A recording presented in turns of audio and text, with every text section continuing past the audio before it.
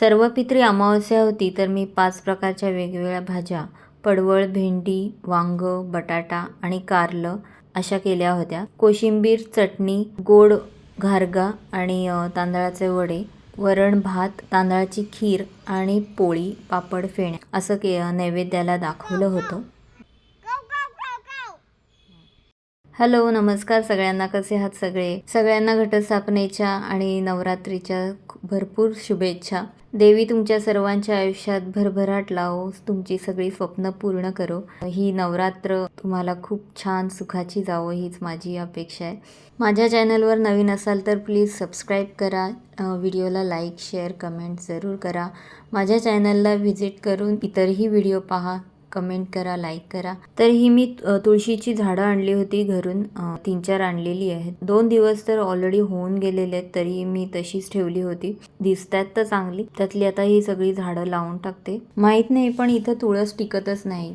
कितीही मी तिला जपली तरी सुद्धा. गिरगावमध्ये होते तेव्हा सुद्धा अजिबात तुळस टिकत नव्हती. तिथे कबूतर तुळशीची मंजिरी खाऊन टाकायचे, पानं सुद्धा खायचे. तर आता मी इथे ही लावून बघते तुळस, बघूया किती टिकते किंवा अजिबात टिकत नाही.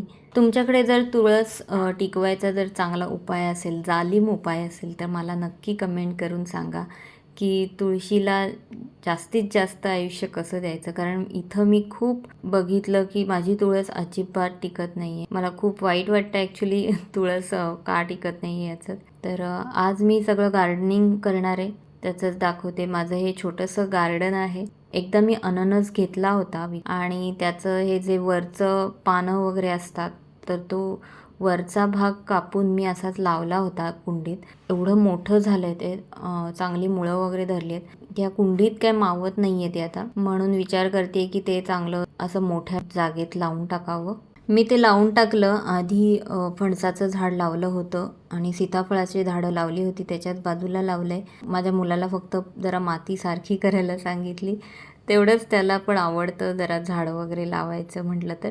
तर आता ही बाकीची जी झाडं आहेत तर तिथे खूप असं गुंता झालेला आहे ॲक्च्युली. हे नेचेचं झाड आहे, नेफ्रोलेपिस पण म्हणतात याला इंग्लिशमध्ये. ते कसं काय आलं हे मलाच माहीत नाही. ब्रह्मकमळाच्या कुंडीत मी तर लावलेलं नाही आहे, पण ते कसंही कुठूनही येतं, म्हणजे पक्षी वगैरे सुद्धा हे करू शकतात. पण मी वाचलं होतं की ते जास्त करून पाणवठ्याच्या ठिकाणी, पाणी जास्त वगैरे असतं त्या ठिकाणी येतं. इथं कसं काय ते वाढलं आणि एवढं मोठं झालं आहे. तर त्याच्या पण 7-8 फांद्या आहेत, तर त्या मी सगळ्या काढून टाकते. काही अशा सुकलेली पानंसुद्धा आहेत, तर ते ठेवण्यात काही अर्थ नाही आहे. तेच वाढत राहील आणि त्यामुळे ब्रह्मकमळाचं झाड वाढणार नाही. आणि अजूनसुद्धा ब्रह्मकमळाला सुद्धा आमच्या इथं आल्यापासून तर एक सुद्धा फूल आलेलं नाही आहे. नाहीतर गिरगावमध्ये होतो तेव्हा 4-5 तरी फुलं आली होती, जेव्हापासून ते मी चांगलं जपत आले तेव्हापासून. 10-12 कुंड्या आहेत माझ्याकडे सध्या, पण त्याला मी गार्डनिंगच म्हणेन, छोटंसं माझं गार्डन. तर दर 2-3 महिन्यांनी तरी मी सगळे हे साफसूफ करते कुंड्यांच्यातलं वगैरे. सुकलेली पानं काढून टाकते, सुकलेल्या या मेलेल्या फांद्या असतात, काड्या होऊन जातात त्या, तर त्या पण मी काढून टाकते. खूप असं मुळाशी पानं वगैरे पडलेली असतील तर ते पण मी साफ करते. आणि आता हे बघा, हे ब्रह्मकमळाचं झाड एकदम असं तोल गेला आहे सगळा त्याचा, तर ते पण नीट जर आता बांधून ठेवते म्हणजे नीट राहील ते. नाहीतर बाहेरून बघितलं तर कुंडीच पडते की काय असं वाटायला लागतं. हे असं ग्रिल असल्यामुळे नीट हँडल करता येत नाही, पण काहीतरी उपाय करायलाच पाहिजे. पानसुद्धा खूप सुकलं आहे, तर ते पण कापून टाकलं मी. माझ्याकडे सध्या ब्रह्मकमळ, सदाफुली, गुलाबी आहे, पांढरी पण आहे, तुळस आहे, मनी प्लांट तर आहेतच माझ्याकडे, जास्वंद आहे, सोनटक्का आहे. हे जांभळ्या रंगाच्या पानांचं झाड कुठलं आहे माझ्या नावच नाही लक्षात राहत. कोरफड आहे, शिवाय शोचं पण एक झाड आहे बारीक पानांचं, छान आहे ते सुद्धा, एकदम असं मोठं झालंय. मोगऱ्याचं पण झाड होतं पण ते सुद्धा काही टिकलं नाही. आता जरा स्प्रे मारते पानांवर सुद्धा. असं स्प्रे मारलं की पानं सुद्धा खूप छान फ्रेश वाटतात, अगदी ताजी तवानी. इकडे काही पावसाच्या सरी लागत नाहीत पानांवर, त्यामुळे असं स्प्रे मारलेलं खूप छान दिसतं. माझे मिस्टर असे स्प्रे मारतात पानांवर आणि मी जास्त करून मुळांशी पाणी घालते, पण आज त्यांनी स्प्रे केलेलं नाही आहे, त्यामुळे मग मी आज सगळ्या झाडांना स्प्रे मारते. मुळांशी पाणी घालून तर झालेलंच आहे, पांढरी सदाफुलीसुद्धा त्यांनीच लावलेली, तीसुद्धा मस्त छान झाली आहे. रोज फुलं येतात त्याला. गुलाबी सदाफुली मी माझ्या माहेरून आणली होती, तीसुद्धा छान झालीच आहे. समोरचा भूत बंगलासुद्धा खूप छान दिसतोय.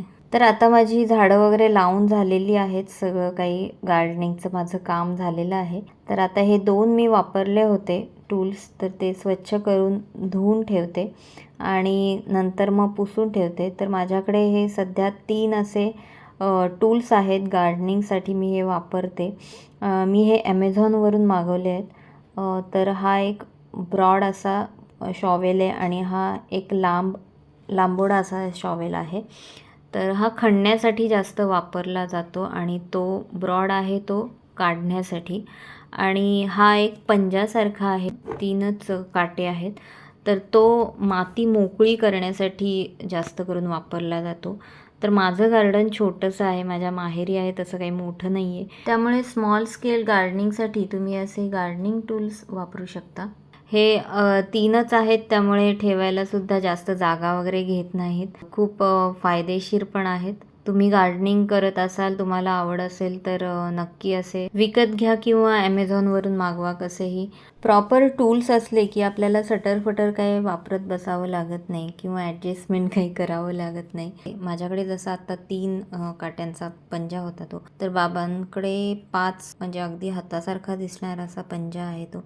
त्याने मस्त असं खणलं जातं, माती मोकळी केली जाते. असे छोटे छोटे टूल्स आपल्याकडे असणं खूप जरुरी आहे जेव्हा आपण गार्डनिंग वगैरे करतो. तर मनी प्लांट एकदम मस्त असं झाड आहे, खरंच कुठेही वाढतं, अगदी सावलीत किंवा आतमध्ये घरात बाहेर वाढतच जातं. त्यामुळे ते सगळीकडे लावलं तरी काही हरकत नाही. हल्लीच्या काळात मनी प्लांटला खूप पसंती दिली जाते, त्यामुळे ते खूपशा घरात हल्ली दिसून येतं तुम्हाला. कुठल्याही कोपऱ्यात पण असतं, कुठेही ठेवलेलं असतं. मस्त ते वाढत असतं. त्याच्यातसुद्धा वेगवेगळे प्रकार आहेत, छोट्या पानांचे, मोठ्या पानांचं. माझ्याकडे सध्या एक छोट्या पानांचंच आहे, तर तेच मी सगळीकडे लावते आहे. आणि आता मस्त गार्डनिंग झाल्यावर ही जरा फ्रॉथी कॉफी घेते. कॉफी पिऊन फ्रेश झाले आणि आता ही जरा चुकार कामं माझी आणखीन जी वाढीव आहेत, नेहमीची आहेत, दररोजची आहेत, सकाळ संध्याकाळ, तर तीसुद्धा संपवायला पाहिजेतच. ती काही टाळून चालत नाही, तर ती पण पटपट करून घेते मी. व्हिडिओ जर बोर वाटत असेल तर डिसलाईक केलं तरी मला काहीच वाईट वाटणार नाही. तुम्ही तुमचा प्रतिसाद हाच माझ्यासाठी खूप महत्त्वाचा आहे. तर तुम्हाला काय आवडू शकतं आणि काय नाही आवडत, तर ते मला एक कळून येईल.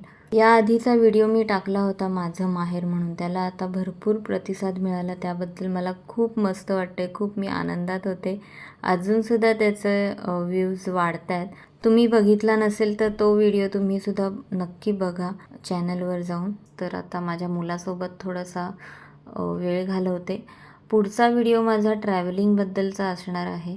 पुढचा व्हिडिओ बघायला बिलकुल विसरू नका. हा व्हिडिओ बघितल्याबद्दल खूप खूप धन्यवाद. भेटूया पुढच्या व्हिडिओमध्ये. तोपर्यंत माझे इतर व्हिडिओसुद्धा तुम्ही बघा आणि लाईक, शेअर, कमेंट जरूर करा. धन्यवाद.